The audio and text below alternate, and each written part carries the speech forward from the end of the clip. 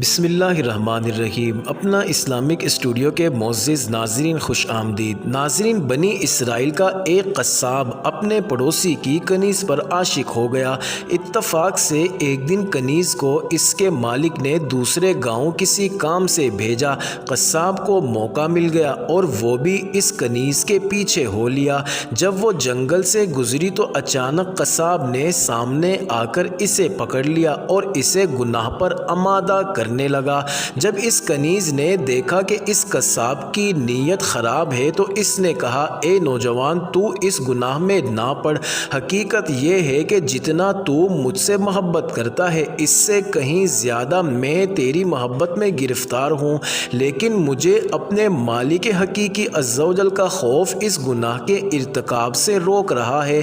اس نیک سیرت اور خوف خدا عز و جل رکھنے والی کنیز کی زبان سے نکلے ہوئے یہ الفاظ تاثیر کا تیر بن کر اس قصاب کے دل میں پیوست ہو گئے اور اس نے کہا، جب تو اللہ عز و جل سے اس قدر ڈر رہی ہے تو میں اپنے پاک پروردگار عز و جل سے کیوں نہ ڈروں؟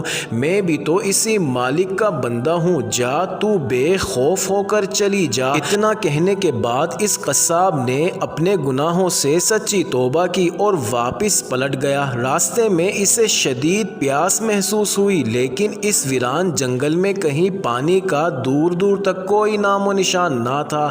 قریب تھا کہ گرمی اور پیاس کی شدت سے اس کا دم نکل جاتا۔ اتنے میں اسے اس زمانے کے نبی کا ایک قاصد ملا۔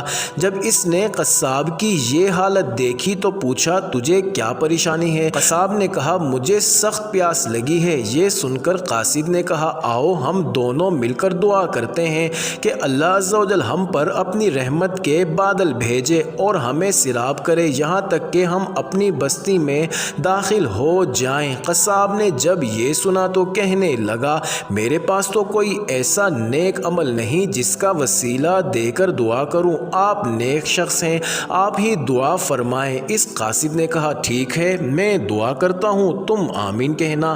پھر قاصد نے دعا کرنا شروع کی اور وہ قصاب آمین کہتا رہا۔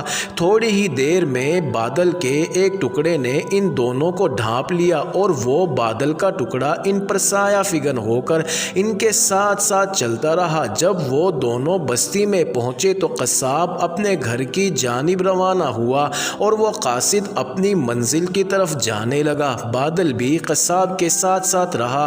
جب اس قاصد نے یہ ماجرا دیکھا تو قصاب کو بلایا اور کہنے لگا، تم نے تو کہا تھا کہ میرے پاس کوئی نیکی نہیں اور تم نے دعا کرنے سے انکار کر دیا تھا۔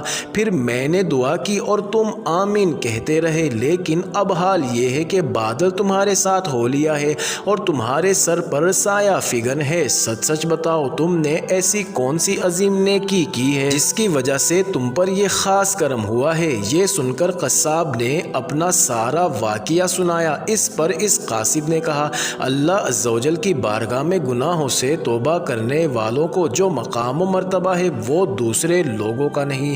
ناظرین، بے شک گناہ سرزد ہونا انسان ہونے کی دلیل ہے، مگر ان پر توبہ کر لینا مومن ہونے کی نشانی ہے۔ معزز ناظرین، امید کرتے ہیں آپ کو یہ ویڈیو ضرور پسند آئی ہوگی، تو آپ ہمارے چینل اپنا اسلامک اسٹوڈیو کو ضرور سبسکرائب کر دیں۔